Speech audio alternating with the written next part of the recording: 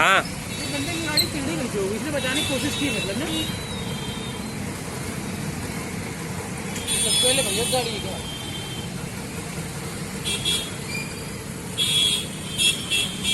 तो शीशा से सेफ है देखो।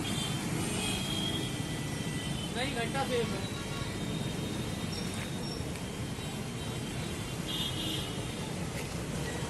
गाड़ी के बेल्ट बहुत सही थी। वो सेफ है। हाँ